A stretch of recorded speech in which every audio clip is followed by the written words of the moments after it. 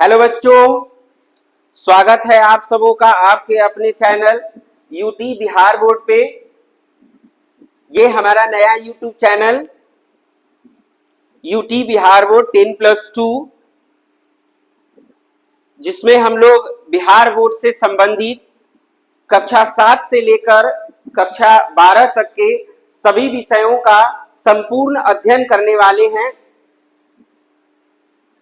तो आप लोगों से हमारा एक रिक्वेस्ट है, कृपया आप लोग वीडियो को देखने से पहले एक बार चैनल को सब्सक्राइब कर लें, पेज को लाइक करें, ताकि चैनल से संबंधित सभी वीडियो आप लोगों को रेगुलर मिलता रहे। तो समय बर्बाद नहीं करते हुए हम लोग आज की कक्षा का शुरुआत करते हैं। आज का जो बच्चों हमारा क्लास होने वाला है वो विज्ञान के परिचय को लेकर होगा। आज हमारा पहला क्लास है। इस क्लास में हम लोग विज्ञान के बारे में जानेंगे कि विज्ञान है क्या, विज्ञान में किन बातों का अध्ययन किया जाता है, विज्ञान के वर्गीकरण के बारे में हम लोग जानेंगे बच्चों, और हम लोग ये भी समझने का प्रयास करेंगे कि विज्ञान के वर्गीकरण का आधार क्या है। तो आइए सबसे पहले हम लोग शुरू करते हैं, विज्ञान क्या है। अगर हम बात करें बच्चों विज्ञान की, विज्ञान साइंस, तो बच्चों विज्ञान जो है मेनली दो शब्दों के मेल से बना है, वि प्लस ज्ञान। जहां बच्चों वी का अर्थ होता है विशेष, विशेष यानी कि बच्चों स्पेशल, जबकि ज्ञान, इसके बारे में आप लोग जानते हैं, ज्ञान यानी कि नॉलेज। अर्थात हम कह सकते हैं कि विज्ञान जो है बच्चों किसी भी विषय वस्तु से संबंधित विशेष ज्ञान, किसी विषय वस्तु को लेकर जो विशेष ज्ञान होता है उसी ज्ञान को हम लोग विज्ञान कहते हैं। अगर हम लोग विज्ञान के परिभाषा के अनुसार विज्ञान को समझने का प्रयास करें तो विज्ञान की परिभाषा इस प्रकार से हो सकती है कि हमारी प्रकृति में उपलब्ध जितनी पदार्थ है,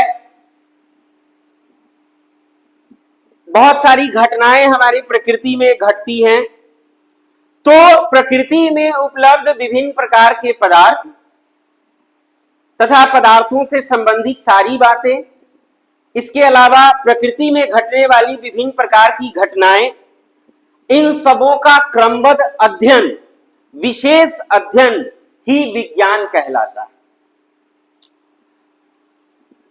विज्ञान जो है बच्चों, इसका वर्गीकरण जो है प्रकृति में उपस्थित पदार्थ के आधार पर विज्ञान को दो वर्गों में बांटा गया है।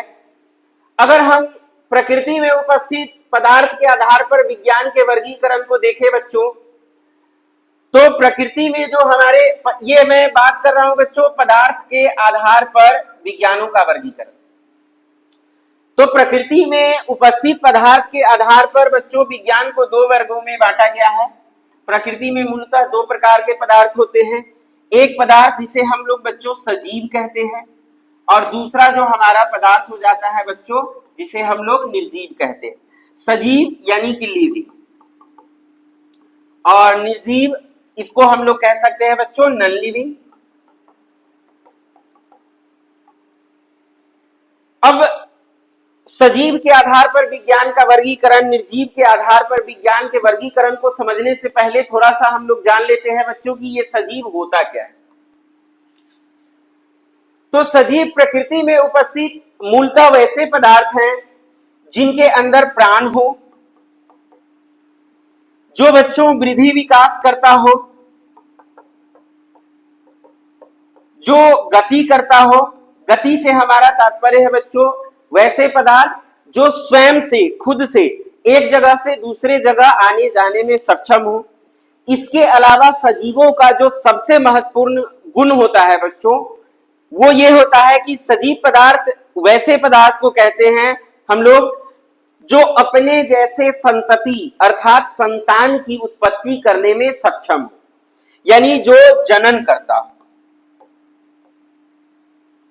तो कोई भी ऐसा पदार्थ जिसके अंदर प्राण हो, जो वृद्धि विकास करता हो, जो स्वयं से गति करने में सक्षम हो और जो अपने जैसे संतान की उत्पत्ति करता हो, इस तरह के गुण वाले जितने भी पदार्थ होते हैं बच्चों, उसको हम लोग सजीव की कैटेगरी में रखते हैं।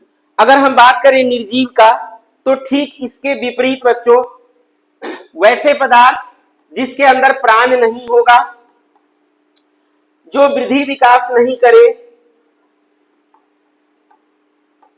जो स्वयं से एक जगह से दूसरे जगह नहीं आ जा सकता हो, अर्थात जिसमें गति नहीं होता हो, और जो अपने जैसे संतान की उत्पत्ति नहीं कर सकता है, अर्थात वैसे पदार्थ जिनमें जनन नहीं होता है, वैसी सारे पदार्थों को जो है निर्जीव की कैटेगरी में रखा गया।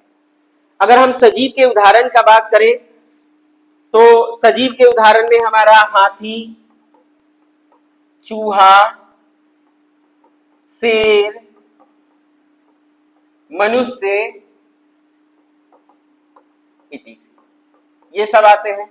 जबकि अगर हम बात करें निर्जीव की, तो निर्जीव के अंतर्गत बहुत सारे पदार्थ आते हैं, जैसे हमारा हो गया बच्चों कुर्सी, टेबल, मेज। इसके अलावा बच्चों हो गए हमारा पंखा, बेंच। ये सारे पदार्थ, इन सबों के अंदर प्राण नहीं, अतः इन सभी पदार्थों को जो है बच्चों वो निर्जीव की कैटेगरी में रखा गया। और इन सजीव और निर्जीव के आधार पर बच्चों ये जो हमारा विज्ञान है, विज्ञान को दो भागों में बांटा गया है। तो एक हम देख लेते हैं सजीव के आधार पर विज्ञान का वर्गीकरण, और एक हम लोग देखेंगे बच्चों निर्जीव के आधार पर विज्ञान का वर्गीकरण। तो सजीव के आधार पर बच्चों जो विज्ञान की एक प्रमुख शाखा हमारी बनाई गई है, जिसको हम लोग जीव विज्ञान के नाम से जानते हैं। अब हमें जानना है कि जीव विज्ञान होता क्या है। तो हम कह सकते हैं सजीवों तथा सजीवों से संबंधित सारी बातों का अध्ययन विज्ञान की जिस शाखा के अंतर्गत किया जाता है बच्चों, उसे हम लोग जीव विज्ञान कहते हैं। हम कह सकते हैं सजीवों तथा उनसे संबंधित बातों का अध्ययन जीव विज्ञान के अंतर्गत आता है। और बात करें अगर हम निर्जीव के आधार पर विज्ञान के वर्गीकरण का, तो निर्जीव पदार्थों के आधार पर विज्ञान को जो है बच्चों व्यवहारिक विज्ञान के अंतर्गत हम लोग पढ़ते हैं, जिसमें हम लोग निर्जीव पदार्थों और प्रकृति घटनाओं से संबंधित बातों का अध्ययन करते हैं। इसमें हम लोग कह सकते हैं निर्जीव पदार्थों तथा उनसे संबंधित बातों का अध्ययन।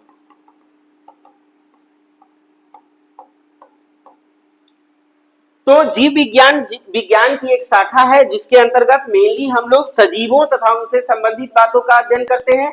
जबकि व्यवहारिक विज्ञान की ही एक शाखा है बच्चों, जिसके अंतर्गत हम लोग निर्जीव पदार्थ और निर्जीव पदार्थों से संबंधित बातों का अध्ययन करते हैं। इसके अलावा बच्चों व्यवहारिक विज्ञान के अंतर्गत हम लोग प्रकृति में घटने वाली विभिन्न प्रकार की घटनाओं का अध्ययन करते हैं। अब जो है बच्चों हमारा जीव विज्ञान है, उसको फर्दर दो उपशाखाओं में बांटा गया है। पहले हम लोग बात कर लेंगे बच्चों जीव विज्ञान का। तो जीव विज्ञान का एक जो प्रमुख उपशाखा है बच्चों, उसे हम लोग जंतु विज्ञान कहते हैं। और दूसरा जो बच्चों प्रमुख उपशाखा जो बनाया गया है हमारा जीव विज्ञान के अंतर्गत, वो हमारा आता है बच्चों वनस्पति विज्ञान। जंतु विज्ञान, इसे हम लोग इंग्लिश में जूलॉजी, जबकि वनस्पति विज्ञान को हम लोग बोटनी के नाम से भी जानते हैं। अब हम लोग समझते हैं जंतु विज्ञान क्या है बच्चों। तो जंतु विज्ञान जीव विज्ञान की एक शाखा है, जीव विज्ञान की एक शाखा है जिसके अंतर्गत हम जीव जंतुओं से संबंधित बातों का अध्ययन करते हैं।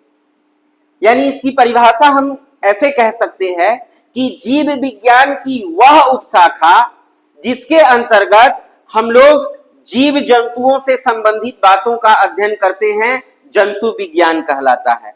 जबकि अगर हम बात करें वनस्पति विज्ञान यानी बोटनी की, तो बोटनी जीव विज्ञान की एक उपशाखा है जिसमें बच्चों हम लोग मेनली पेड़ पौधों तथा उनसे संबंधित बातों का अध्ययन करते हैं। अगर हम बात करें जंतु विज्ञान के जनक का, तो हमारे जंतु विज्ञान के जनक जो है बच्चों वो अरस्तु हैं। अरस्तु साहब ये जंतु विज्ञान के जनक कहा गया है इनको।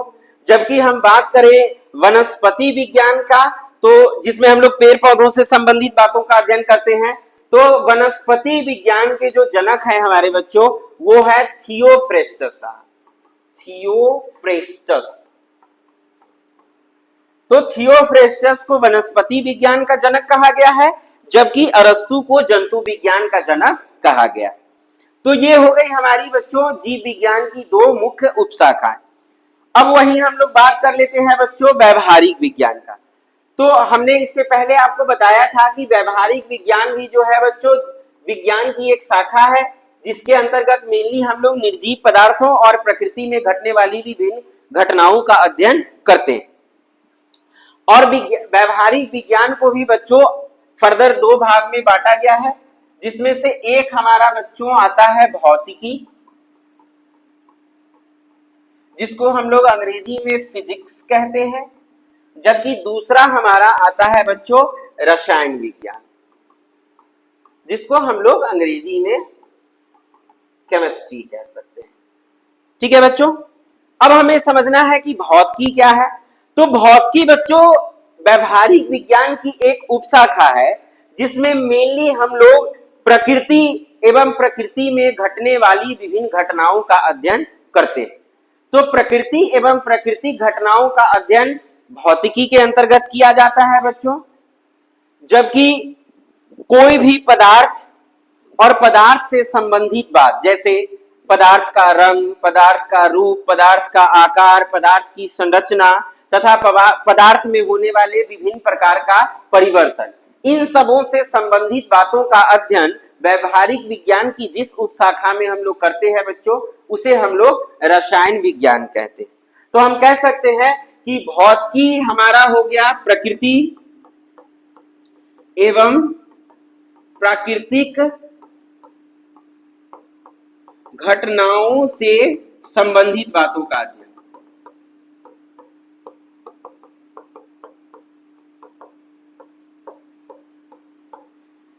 जबकि केमिस्ट्री के अंतर्गत हम लोग कह सकते हैं बच्चों पदार्थ तथा पदार्थ से संबंधित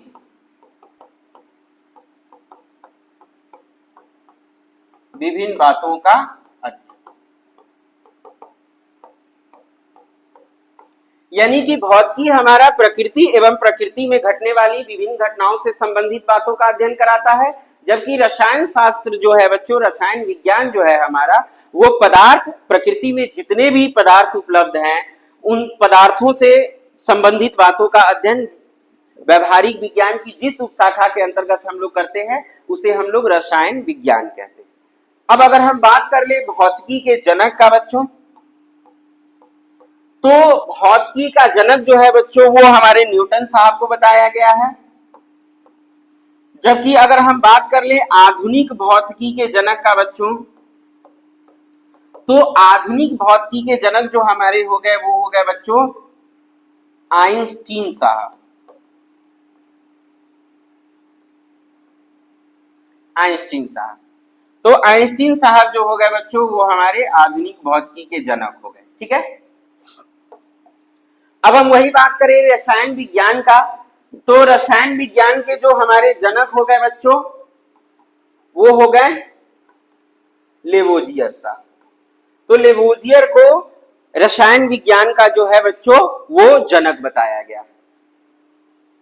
तो आप लोगों ने देखा कि विज्ञान क्या होता है, विज्ञान को कितने वर्गों में बांटा गया है, विज्ञान के वर्गीकरण का आधार क्या है, विज्ञान की कितनी उपशाखाएं हैं और विज्ञान की कौन सी उपशाखा के जनक किन्हें बताया गया है। मैं आशा करता हूं आप सबों को ये वीडियो बहुत इंफॉर्मेटिव लगा होगा, आप लोगों को सब कुछ अच्छे से समझ में आया होगा। और आगे अगर आप लोग इसी तरह का वीडियो देखना चाहते हैं तो मैं फिर से एक बार कहना चाहूंगा आप सबों को, कृपया आप लोग एक बार चैनल को सब्सक्राइब करें, पेज को लाइक करें, बेल आइकन दबाएं, ताकि इस तरह की इंफॉर्मेटिव वीडियो लगातार आप सबों तक पहुंचते रहे। धन्यवाद।